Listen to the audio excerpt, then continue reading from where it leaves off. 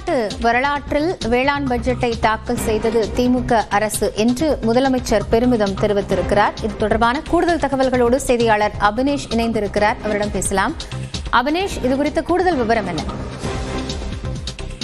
தமிழ்நாடு சட்டப்பேரவையில் இன்று இடைக்கால நிதிநிலை அறிக்கை தாக்கல் செய்யப்பட்டது. நிதியமைச்சர் தங்கம் தென்னரசு மற்றும் வேளாண் துறை அமைச்சர் MRK பன்னீர்செல்வம் ஆகிய இருவரும் இடைக்கால நிதிநிலை அறிக்கையை தாக்கல் செய்தனர். இந்த நிலையில முதலமைச்சர் MK ஸ்டாலின் இது தொடர்பாக தன்னுடைய எக்ஸ் வலைப்பக்கத்தில் பதிவு ஒன்றை பதிவிட்டிருக்கிறார். குறிப்பாக தமிழ்நாட்டு வரலாற்றில் முதல் முறையாக வேளாணுக்கென தனியாக நிதிநிலை அறிக்கையை தாக்கல் செய்திருப்பது என்பது திமுக அரசு என்றும், அது தொடர்ந்து 5வது வேளாண் நிதிநிலை அறிக்கையை இன்றைக்கு அமைச்சர் MRK பன்னீர்செல்வம் தாக்கல் செய்திருப்பதாகவும் முதலமைச்சர் பெருமிதம் தெரிவித்திருக்கிறார்.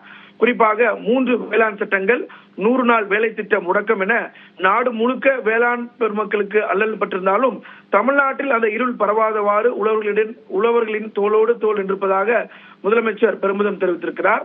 5 ஆண்டுகளும் குறித்த நேரத்தில் மேட்டூர் அணையை திறந்தும் நிலம் நனைந்தது போல அனைத்து திட்டங்களும் சாதனையாலும் உழவர்களின் மகிழ்ச்சியில் நிறைந்திருப்பதாகவும் முதலமைச்சர் பெருமை தெரிவித்திருக்கிறார்.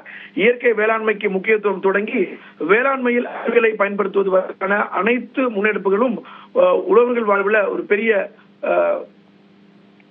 நன்மையை பயணித்திருப்பதாகவும் முதலமைச்சருடைய எக்ஸ் வலைப்பக்கத்தில் பெருமிதம் தெரிவித்திருக்கிறார். காயத்ரி, நன்றி அபினேஷ் விவரங்களுக்காக.